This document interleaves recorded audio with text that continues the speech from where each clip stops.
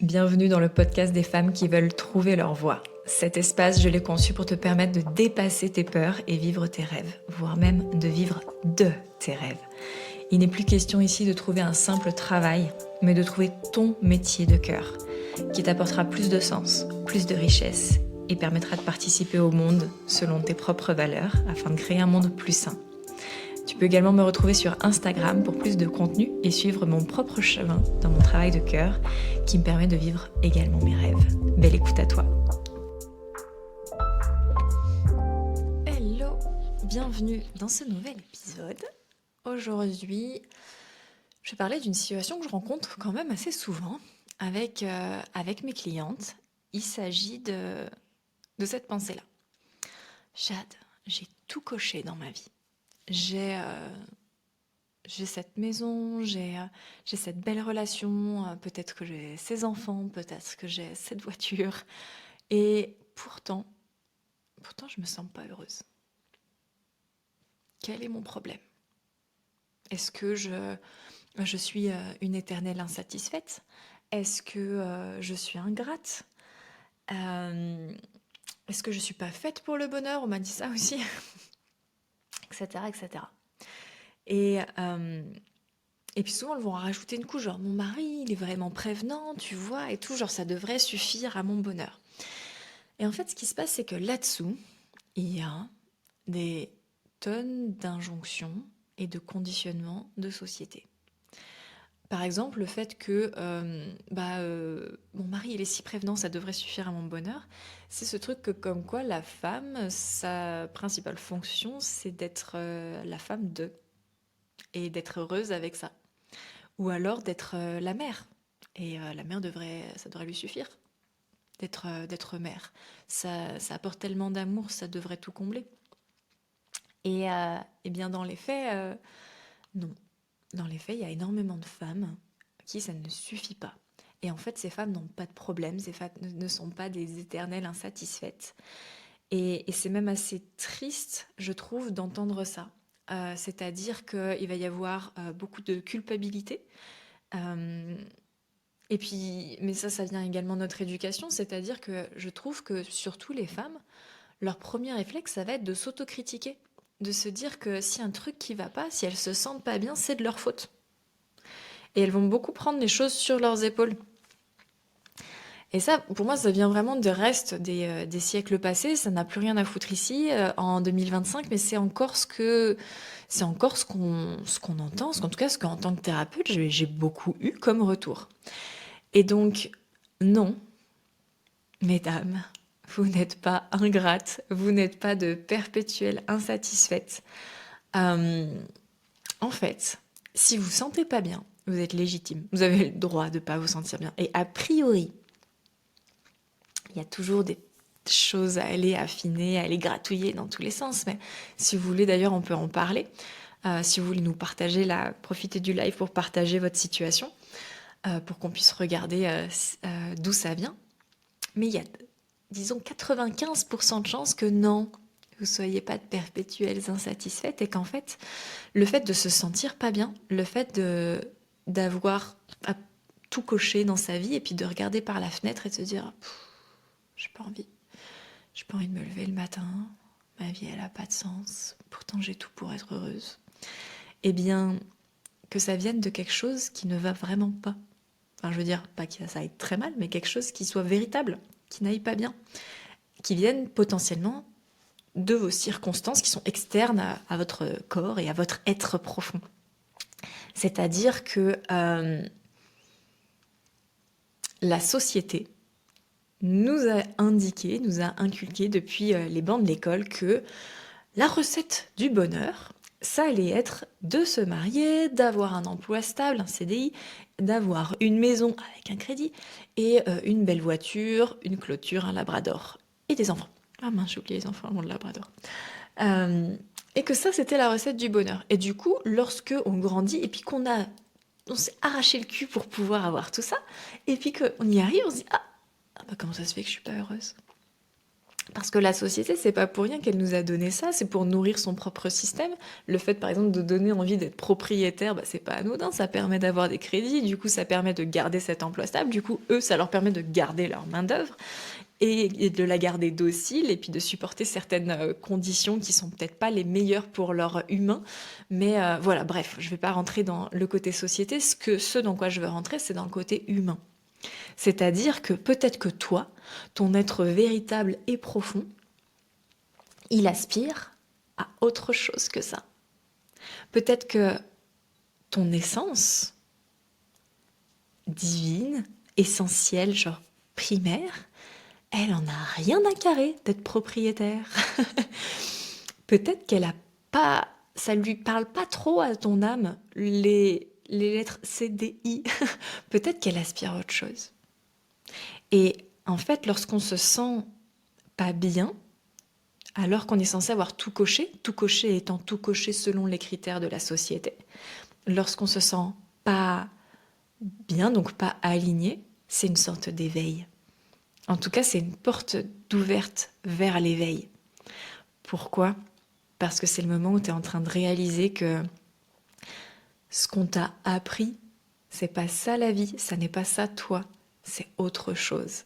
Et il faut s'éveiller, il faut se réveiller pour se rendre compte que, en fait, nous, on a besoin d'autre chose. Et donc, tout l'enjeu, ça va être de trouver quoi?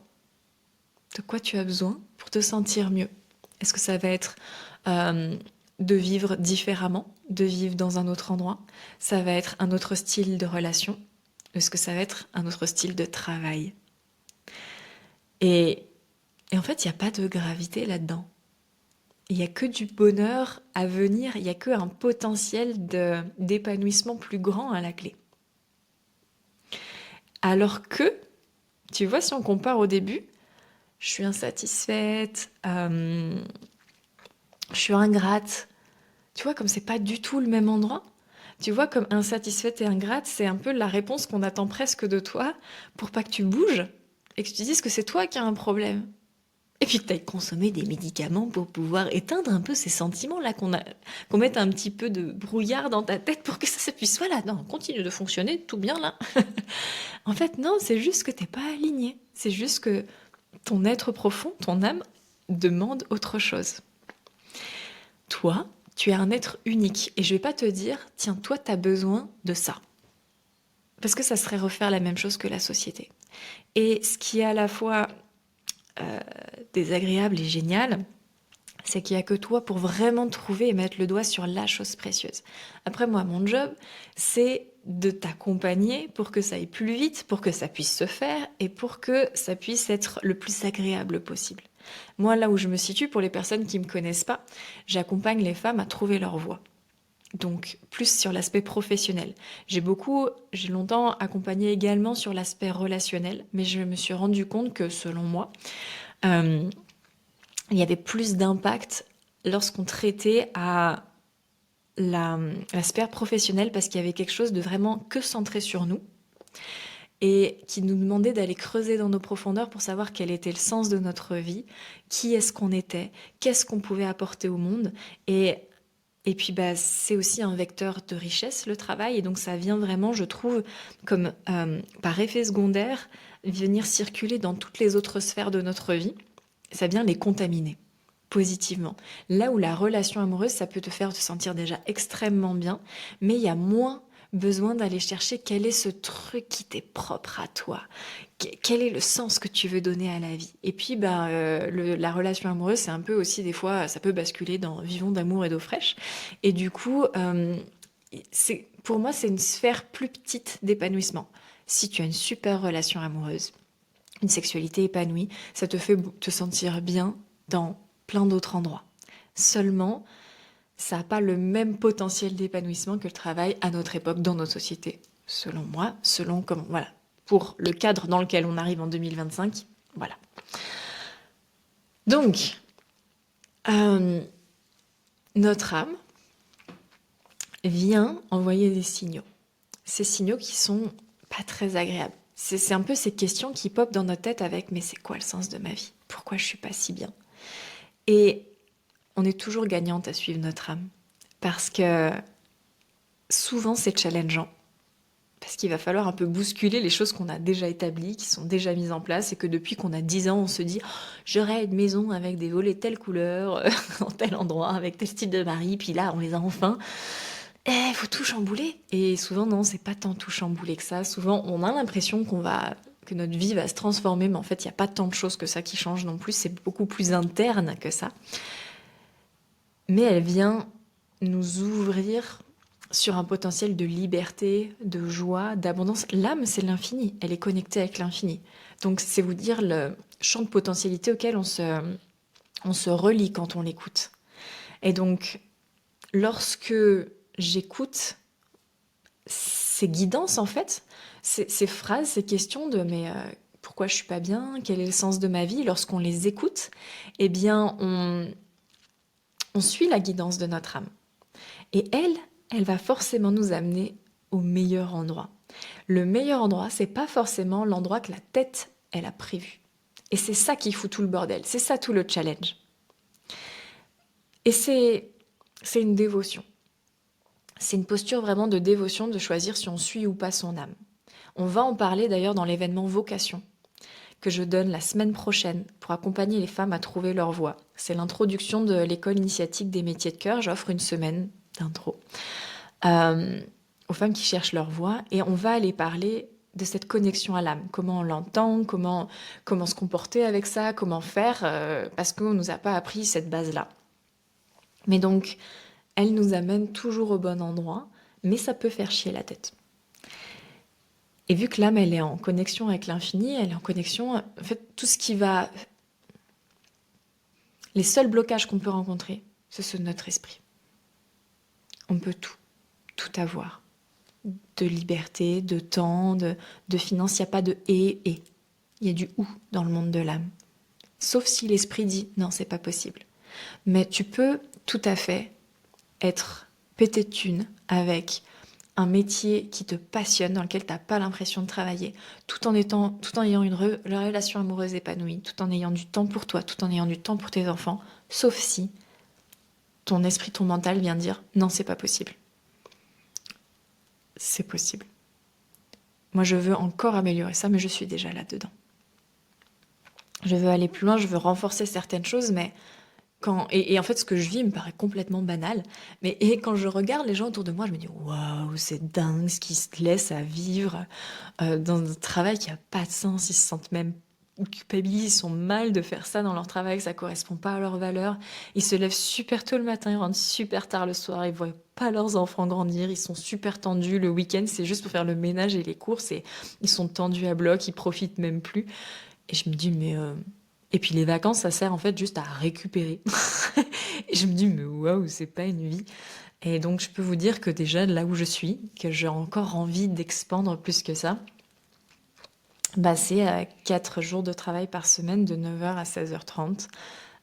C'est beaucoup de temps pour... moi j'adore cuisiner, donc pour cuisiner, manger mon petit plat, du temps avec ma fille. Ce que je veux améliorer, c'est plus de temps de qualité avec mon chéri. On voyage déjà beaucoup et je veux encore plus, c'est-à-dire que là on est parti 3 semaines, on va encore repartir dans 2 mois, 1 semaine, etc., etc. Mais j'ai envie de partir des mois. C'est pour vous dire, on peut tout ça, on peut vraiment. Après, je dis pas que ça se fait juste en y pensant. Non, il faut poser des décisions courageuses. Et souvent, c'est le premier pas qui est courageux. Comme se dire, ok, je vais suivre ma voie. Je vais chercher ce pourquoi je suis faite. Parce que selon moi, c'est vraiment la base. Si tu as cette base de poser, je sais pourquoi je suis là, et c'est ce dans quoi je mets mon énergie au quotidien, il y a du sens, il y a de l'alignement. Il y aura certes des défis. Attends, c'est pas rien de se dire ok, j'ai cherché ce pourquoi je suis faite. Peu de gens le font. Et puis après de le faire. Et puis bah au début, va falloir, je sais pas, peut-être que tu vas avoir des critiques de ton entourage. Et tout ça, je dis pas que c'est simple. Je dis juste qu'une vie sans ça, je vois pas à quoi elle sert. C'est-à-dire que dire qu'il y a des tonnes d'âmes. La Terre, il paraît que c'est un endroit prisé parce que c'est un endroit d'apprentissage en accéléré. Et donc, tu es une âme qui a pris un corps sur Terre, qui a grandi jusqu'à cet âge adulte pour atteindre une certaine maturité organique du corps. Il paraît que la maturité de l'âme, c'est vers 50 ans, donc on a encore le temps. Et c'était juste pour gagner de l'argent pour survivre jusqu'au mois prochain. Alors, il y a des gens pour qui ça, c'est OK. Moi, ça l'est pas. Moi, j'ai repensé en préparant l'atelier vocation. Enfin, je vais donner 2 grosses masterclass dedans et je vous accompagne aussi pendant toute la semaine sur un groupe Telegram où je vais vous donner des questions, je vais vous faire des partages et tout ça. Et en préparant ça hier, j'ai repensé à quelque chose qui était que petite, vers je pense 10-12 ans, je me suis auto-écrit une lettre pour moi plus tard. En me disant, je vais la mettre dans un endroit et à chaque fois que je déménagerai de chambre ou quoi, je prendrai toujours cette enveloppe et je voulais l'ouvrir quand je serai adulte pour m'engueuler, pour me dire, j'espère que t'es pas en train de continuer à te lever le matin et à faire un truc qui te fait pas sens. Parce que moi, à l'école, j'étais hyper scolaire, j'étais vraiment prise dans le système, je voulais vraiment être une bonne élève, parce que zéro confiance en moi, parce que je pensais que ça me rendrait valable, etc., etc. Je vais pas vous faire ma thérapie tout de suite, mais ça avait pas de sens. Ça avait pas de sens. J'apprenais plein de trucs qui ne me plaisaient pas, qui ne m'intéressaient pas. Je voyais pas pourquoi on faisait ça aussi longtemps et tout ça. Et je me dis, j'espère, Jade, je t'attends au tournant, que tu es en train de faire un métier qui sert aux autres, qui te plaît, que tu es épanoui et que tu as eu le courage de faire ça. Et que t'es pas en train d'être... Alors, je suis désolée s'il y a des comptables parmi vous, parce que mon exemple, à ce moment-là, j'avais 12 ans, pardonnez-moi. J'espère que t'es pas enfermé dans un bureau en train de faire de la compta. Et j'ai une tante, toujours, c'est juste que c'est moins un modèle maintenant pour moi, mais j'ai une tante qui a monté une association sur le plan national pour accompagner les enfants sourds. Et elle a eu beaucoup de succès, elle est très connue, c'est l'Urapeda pour ceux qui sont dans le milieu du handicap. Et cette tante a fait de grandes choses, elle était à l'ENA et tout ça, elle a vraiment eu une carrière. Et en même temps, tout ça, c'était en tant que mère aussi. Et c'était vraiment mon modèle à cet âge-là. En plus, elle venait de divorcer, donc elle était très... Bon, elle avait vécu des choses difficiles, mais elle riait aux éclats, elle était toute lumineuse, toute ouverte. Et moi, je me disais, moi, je veux être comme elle. Plus maintenant, parce qu'il se passe d'autres choses entre-temps. C'est moins mon modèle, mais voilà ce que je voulais. Et donc, moi, ce que je vous dis, c'est que chacun fait ce qu'il veut de sa vie. Je ne dis pas ce dont je parle, c'est ça qu'il faut faire. Ce dont je parle, c'est un passage pour vivre une très bonne vie. C'est le passage que je connais. Et moi, ce qui m'anime profondément, c'est d'être réveillé dans notre vie et de faire ce qui nous fait sens, ce qui nous plaît. Ça n'est pas d'être une bonne élève spirituelle qui aura son diplôme à la fin de sa vie pour dire oui, c'est bien, t'as bien agi, t'as bien parlé aux gens, t'as toujours été gentil, t'as jamais pensé à toi, c'est très très bien. Non, moi, ça ne me parle plus du tout. J'ai un peu fait ça à un moment, j'ai cru que c'était ça la voie. Après, j'ai compris qu'en fait, la vie, c'était ce que t'en faisais, qu'il n'y avait pas de règles. C'est pour ça qu'elle avait si peu de sens. Et donc, qu'on lui donnait le sens qu'on voulait. Bien entendu, on se dit pas, tiens, la vie, ça n'a pas de sens, je vais lui donner le sens qu'on veut. C'est selon qui on est, on lui donne ce sens-là. Et moi, j'ai envie de lui donner ce sens vibrant, ce sens qui allume, et ce sens qui contribue positivement, en me faisant plaisir. C'est-à-dire que ça contribue autant à moi qu'aux autres. Je suis plus dans le sacrifice, dans le martyr, dans le machin, dans la sauveuse de moins en moins. Je suis vraiment dans un truc qui respire, sa vie pour moi, sa vie pour l'autre. Si c'est bon pour moi, c'est bon pour les autres. Si c'est bon, quand je sors quelque chose pour le travail, je me demande, est-ce que c'est bon pour le monde? Est-ce que c'est bon pour le gens que je vais servir? Est-ce que c'est bon pour moi? Si c'est oui, je le sors. C'est simple. Est-ce que vous avez des questions là-dessus? Je lis un peu mes notes pour voir si je n'ai rien oublié.